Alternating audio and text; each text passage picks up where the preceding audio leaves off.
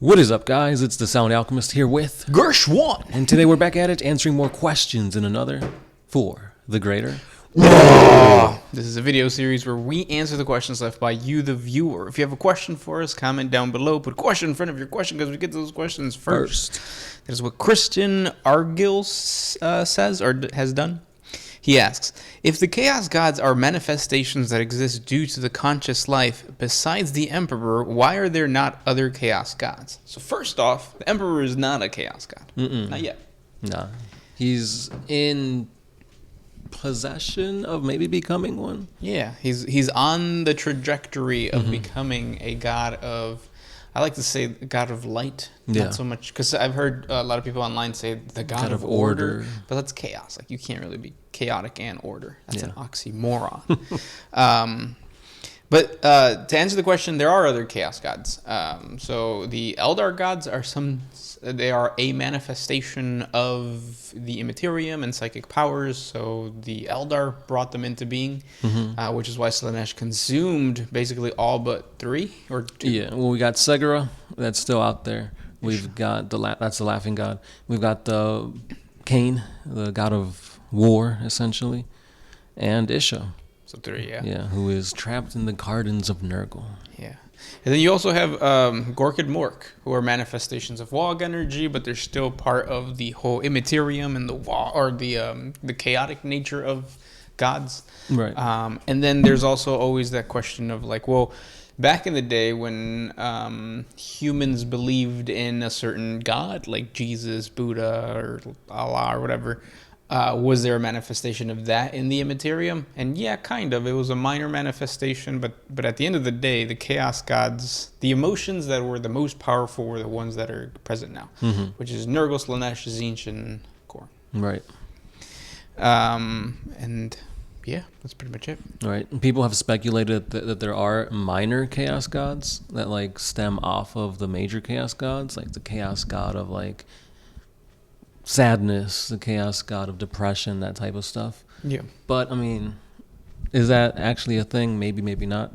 And then lastly, we can't forget about the 5th Chaos God, the Chaos God that goes against chaos, Malao. Yeah, the renegade god that existed, but then GW got hit with a copyright infringement. They got sued. Yeah, so then that went away, which is good, because I think like the renegade god are like, it's basically a faction that is chaotic but opposes chaos, which is basically the Imperium. Yeah. And chaos itself. Yeah.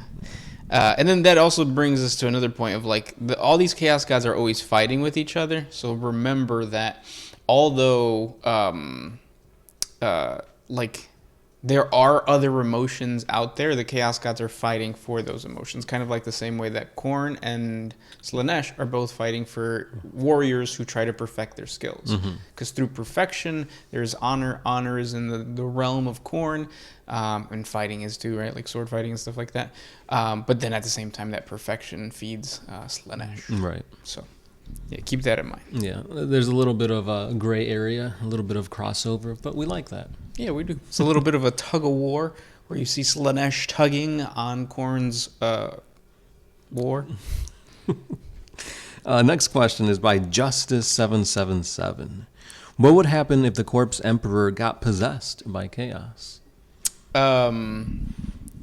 So, because this could happen in many different ways, and it could just be that the Emperor has ascended and his corpse is literally just a husk, just like an empty shell. Yeah. And if chaos took control of that, I don't know if that's going to really do much, because, I mean, the Emperor, as strong as he is, he's strong because of the psychicness, the power of the shamans and the eating of psychers and whatnot. That's kind of what keeps him going, what gives him might and power. So if he does transcend to godhood, I don't think his fleshy body, which is basically deteriorated at this point, can really do much. Yeah. Also, like, at that point, like, you got to remember that he's basically acting as a plug to a warp gate that exists right behind the, what is it called? The Golden Throne? Yes. So if chaos possesses him, they're going to make him get up. So once that plug is out, Yeah, everything that was behind it is just cascading out, like you after a Chipotle meal. Yeah, it would just gush all over the place. Demons would spawn. Yeah. So that's happening as well. Mm-hmm. Unless maybe there's some residual psychic energy that's left behind on his corpse. Maybe it could amount to something. Maybe they'll use it as like a conduit to summon like a demon, like you would like a demon engine or something like that. But it's just a corpse emperor possessed by a demon. Next question. This one's by Bob Smith. Can the orcs effectively enter the Pariah Nexus, or would all their ships and other stuff break down and fall apart since it was held together by bubblegum, nasty thoughts, and a touch of the warp? I think warp energy is strong enough to make it through, because when they're fighting blanks, it doesn't really get destroyed. They're not like blanks are not that effective against WAAAGH energy or that probability control, I guess. Yeah. Yeah, probability control. That's an old HeroClix term. It is. Let us know if you guys are relics of the HeroClix days for this channel. Next question comes from... I got one by Professor X. Are y'all ever going to water that plant in the moon behind Gersh, or are you leaving it for Nurgle's rot? No, it's dead. That is our offering to Nurgle. And it's going to continue to die. Mm-hmm. This is also dead, too. It's dried up. I thought that was like a commentary on life. Because even in death, beauty has held strong. Damn. That's beautiful. You should put that on a t-shirt. Mm-hmm. OMS. Even in death, it is beauty that has held on. Next question. This one's by Silver Breeze. What do you think about the lost Primark landing on Xeno cultured planet, adopting it, and at some point during the Crusade, refusing to partake in xenophobia and fleeing the Empire?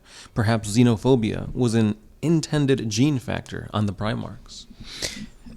Yeah, that could be a possibility for a homebrew style thing for a lost Primark chapter. Yeah.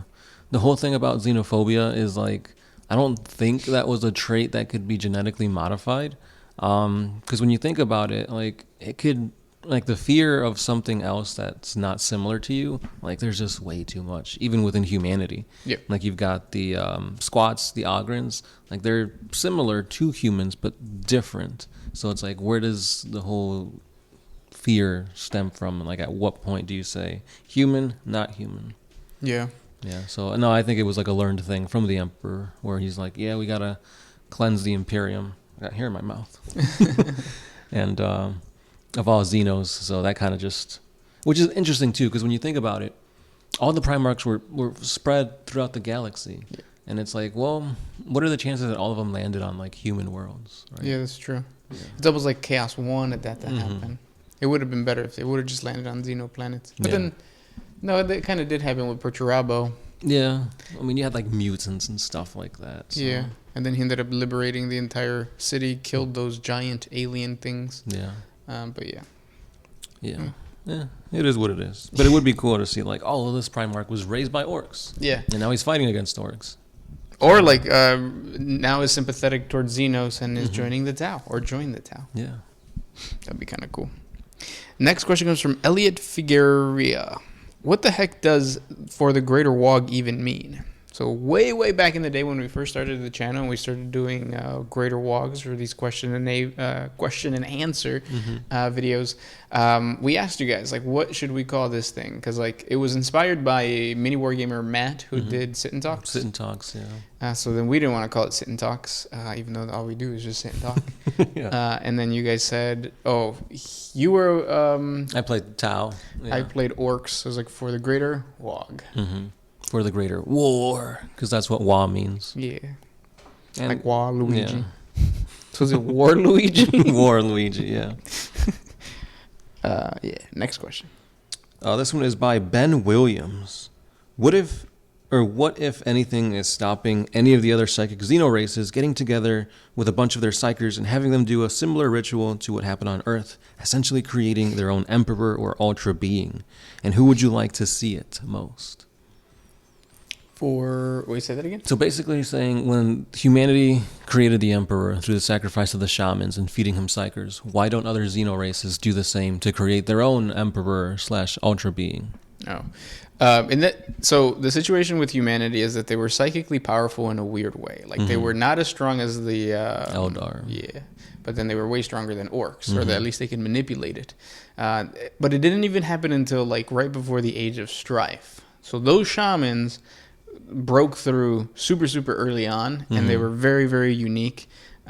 Which is why it can't really happen anymore. Like the amount of psychers being sacrificed every single day to feed the Emperor now is like crazy. Yeah, it's not just 1,000. Yeah, psychers are rare, and for humanity to be able to do this, like they have to have like a huge population.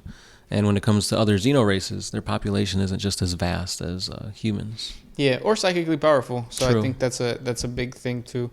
Of it's just like it's a completely different thing. Yeah. Because like if you look at the Eldar, they just have to sacrifice one person and they create an avatar. So like humanity, they can sacrifice a bunch of them, but they're not creating any avatars. Right. So yeah. Now, say if they were somehow able, what Xeno race would you want them to create their own Emperor? Their own Emperor of probably the orcs, I think. A manifestation of Gork and more. Yeah, be really cool. That'd be pretty cool. So the more I think about it, I think it'd be really awesome to see the Hrud create their own Emperor, because then it's like an ultimate being capable of utilizing time as a weapon. Yeah. That'd be pretty cool. And again, tabletop, like tactical-wise, it would be awesome to control time. I feel like we've played a game where you can control time, and it's really fun. I don't know what. Is it maybe HeroClix? Yeah, you guys will see it once it's removed from that time-space continuum and then actually uploaded. Yeah. Or maybe you won't. Maybe the world will end before that time. Maybe. Or maybe you've already saw it. Because time is irrelevant to you at that point. It is. This is the last question by the big one. What's the best way to get on the property ladder? I usually get all my stuff with 5-finger discounts, but I can't figure out a way to rob a piece of land. Any tips? Yeah, so if you go to your local, what is it called? City thing, municipality. There's a bunch of people that have missed. They own their property, but they miss on taxes and they don't pay the taxes. And then if you pay the taxes, then they owe you those taxes that you paid. If they can't pay those taxes to you, you own that property. Boom, you stole from them. And it's like a what is it called, like land hack that you can do, and it's not easy because then you have to evict them and all that kind of stuff, and most of the time it's older people, so you feel bad, but who cares? Like you get land, Yeah. and then you can just sell that land. Or if you want to do it the simpler way, just get a really big wheelbarrow and like a little handkerchief and a shovel, and then you can steal land that way. Yeah, you could go to people's lawns and just like fuck up their garden. These petunias, they're mine now. Yeah, and those are the questions for today. If you guys have more questions for us about land appropriation, about anything else, please let us know in the comment section below. As always, it's the Sound Alchemist, Gershwan, and we are out.